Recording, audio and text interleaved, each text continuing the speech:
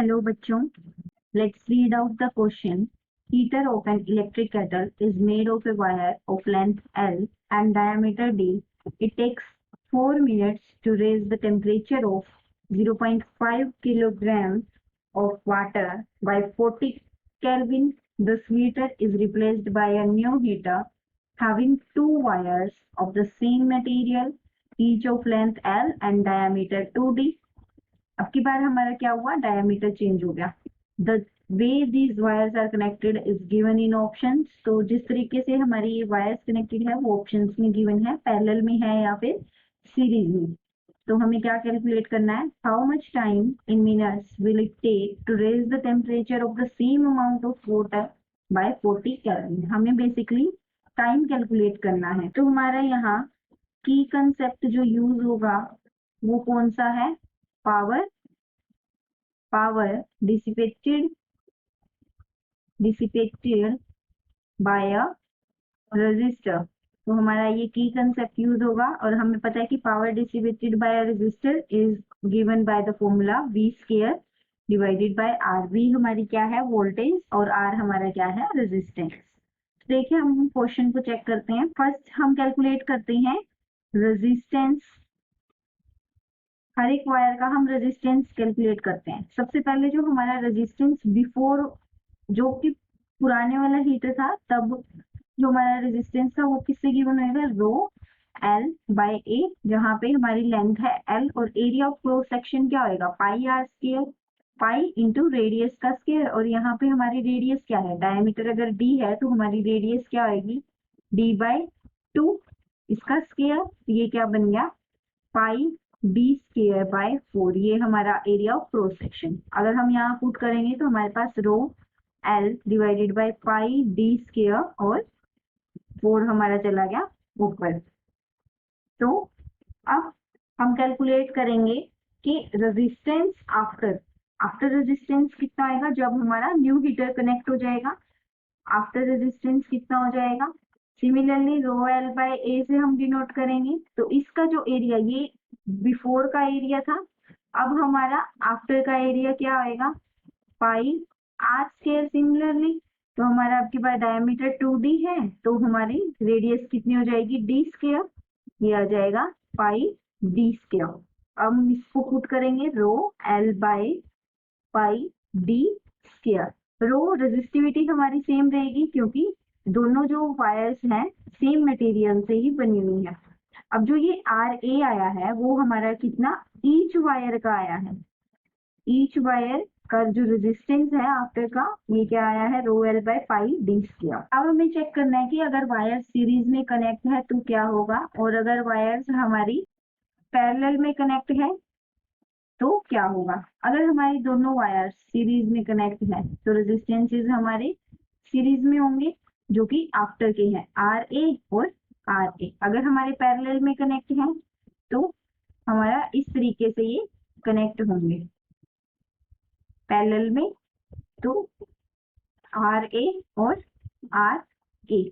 यहाँ पे हमारा क्या हुआ, आर इक्विवेलेंट अगर हम निकालें तो ये हो गया are a plus R A जो कि 2 आर ए हमारा हो गया आर इक्विवेलेंट.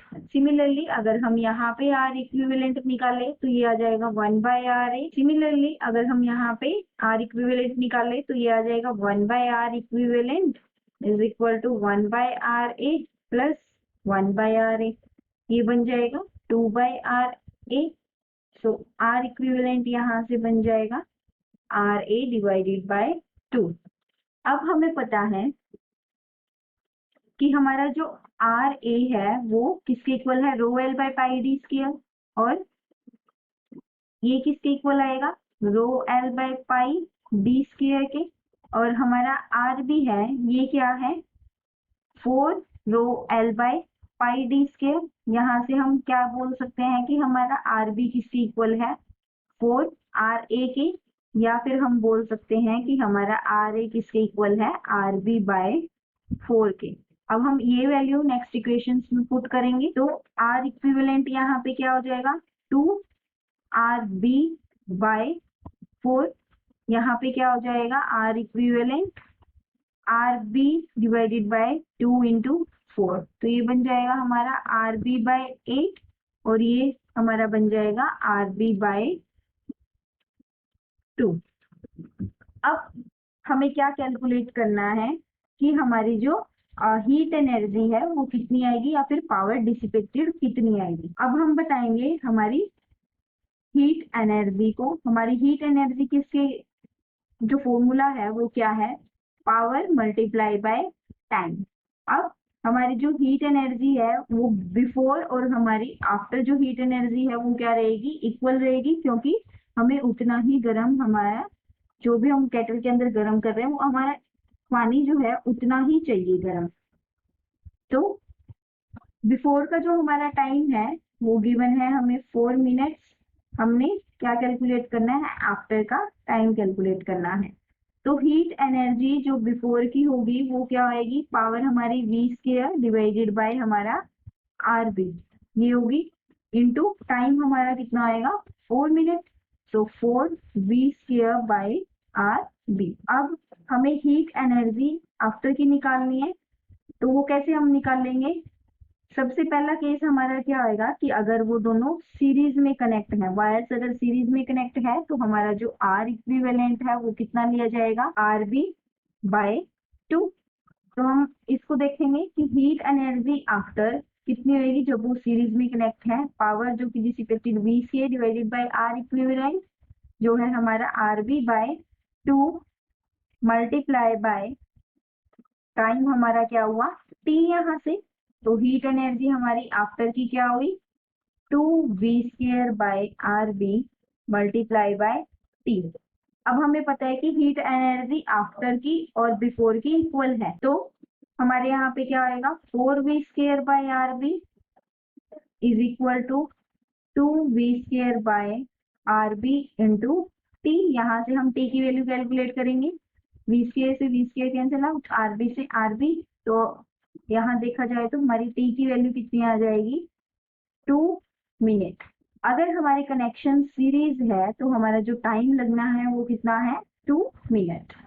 अब हमारा सेकंड केस हमारा क्या है, अगर हमारे रेजिस्टेंसेस पैरेलल में कनेक्ट है या फिर वायर्स हमारी पैरेलल में कनेक्ट है तो हमारी क्या वैल्यू आएगी, हीट एनर्जी आफ्टर की हमारे पास आ जाएगी v square divided by are equivalent, और पैरेलल के केस में हमारा आर इक्विवेलेंट क्या था, आर बी बाय 8 था। तो हम यहाँ पुट करेंगे हीट एनर्जी आफ्टर की क्या आएगी v square by R B by 8।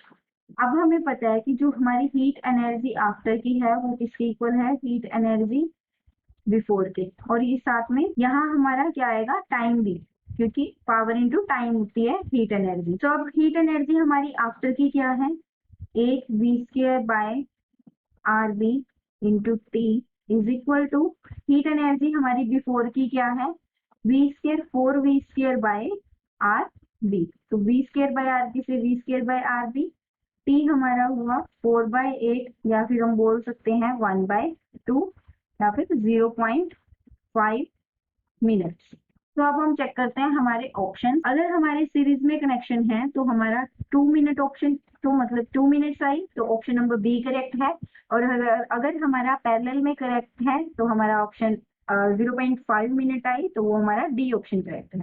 सो हमारे B and D options are correct.